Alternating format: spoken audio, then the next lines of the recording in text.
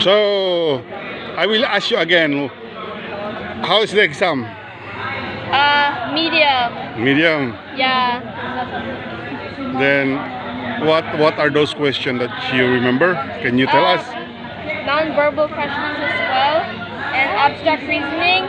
I thought the abstract reasoning, I thought it was this many, but it was just thin paper.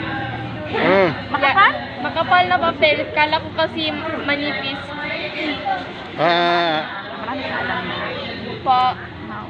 Na-answer ko lahat. Nag-worry ako na. Sir, butante maka-answer.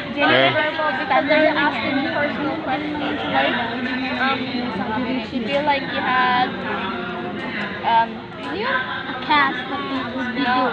Would you eat your cat? You would. Mapariwara ka ito. Ano yung mga tanong mo?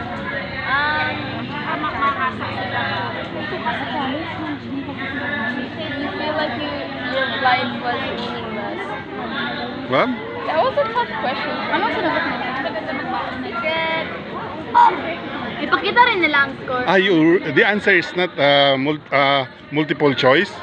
The answer is multiple choice. 1, 0, 1, 2, and 3. 0 is never, 1 sometimes, 2 mostly, and 3 almost always. No, almost always. Yeah. That's the answer. On the, what is that? What category? Non-verbal? Yeah. Oh. Did you have to use sabay sila? Kasi there's no math. There's no math. Science? There's no science. Just a bit of questions for you. Wait. Yung math, hindi lang masyado, but we have to pick from the following.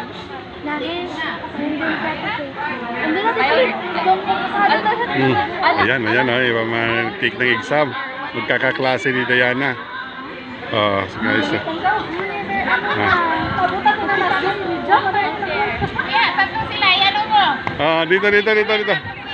Dito. Dito, nana. Post doon, nana. Post. Dito, Diana. Ayan. Ayan ka. Dikit. Move closer.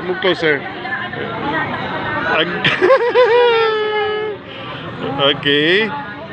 Ikaw, magtanong ako ha. Nana, dito ka muna, nak. Tanong ako. Kumusta ang exam? Mahirap? Madali? Madali lang? Ikaw, madali lang exam, mahirap? Medyo mahirap? Medyo madali? Medyo madali. Ikaw, medyo mahirap, medyo madali ang exam? Medyo madali. Medyo madali. So kayang-kaya lang. Congratulations ha. Good luck sa inyo. Good luck. Tingnan niyo ito sa Facebook. Ipopost ko ito ha. Ayan sila.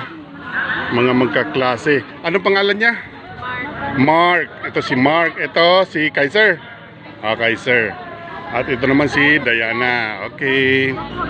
Ayan po. Good luck sila. Nagkahiyaan pa sila.